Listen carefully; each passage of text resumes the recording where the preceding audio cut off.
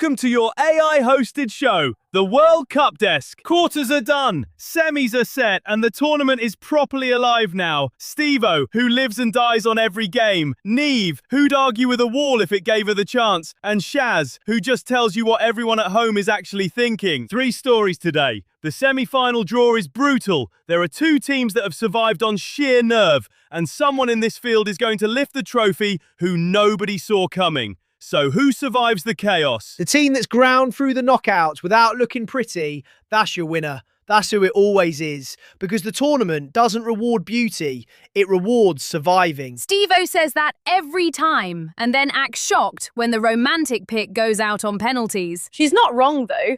The team everyone fancies going in rarely makes the final. That's just the World Cup doing what it does. But there's a team left in this who haven't just survived, they've been different class in spells. And if they turn that on for 90 minutes in the semis, they're unstoppable. Right, but the semi-final is where that kind of optimism goes to die. Every team left has earned their place, and none of them are rolling over. We'll find out soon enough. Semis coming up, and we'll have every angle covered right here. Right, before we get into the semis, let's do the quarter-final numbers. France beat Morocco 2-0, Spain edged Belgium 2-1, England came through against Norway 2-1, and Argentina beat Switzerland 3-1. Top 4 seeds? All 4 through. The draw delivered exactly what it promised. 3-1 for Argentina. Switzerland never looked like stopping them, and that's what worries me, because they're coming into this in absolutely frightening form. Meanwhile, England scraped through 2-1, and Norway's manager is out there blaming the TV wires for one of the goals. So let's not pretend it was a masterclass. 2-1's 2-1. Nobody asks how at a World Cup. And the headline nobody can ignore. France, Spain, England, Argentina. The top 4 seeds in the FIFA rankings are the last 4 standing, which apparently has never happened before at this stage. Which means, for once, the rankings actually meant something, and the tournament sorted itself out properly. You can't argue with that draw. Semis are set, and we'll be picking every one of them apart. Stay with us. Right, the draw's done. England against Argentina. First competitive meeting in over 2 decades. And I want to know, is this genuinely England's best shot? Or are we setting ourselves up for the same old heartbreak? Steve-O, you start. The thing is, every time England get anywhere near a game like this, the occasion swallows them whole. Argentina don't need a perfect performance. They just need England to blink. And England always blink. You're already writing the obituary, and the match hasn't been scheduled. Argentina are good, but they're not some supernatural force. They've just been clinical where England have been scrappy. Being scrappy against Norway and then running into that Argentina side is a completely different conversation, Neve. That 3-1 wasn't flattering. They were genuinely ruthless. Both things can be true. England weren't great, but they're still standing. And nobody gets a trophy for looking tidy in the semis. Shaz is right, and what I'd say is this. The pressure in a fixture like England versus Argentina cuts both ways.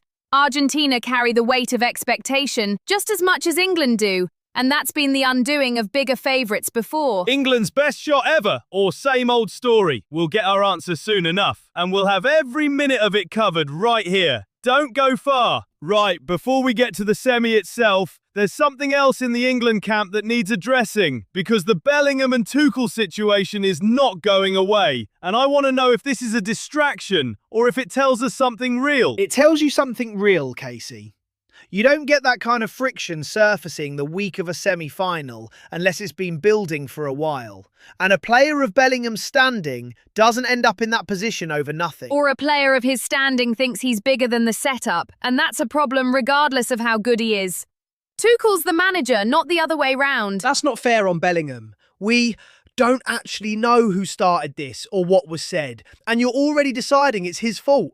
I'm not deciding anything. I'm saying the timing is the worst possible news for England because Argentina will absolutely know about it and they'll use it. Both of you are getting ahead of yourselves. It might be nothing, it might be massive, But right now, it's just noise, and England need to decide whether they're going to let it become a story inside the dressing room. Shaz has it. Sideshow or symptom? England's the only ones who can answer that, and they'll answer it on the pitch. We'll be watching every second of it. Right, that's where we leave it for today. Semis set, England and Argentina on one side, Spain and France on the other, and the questions are all still open. I just want England to actually turn up.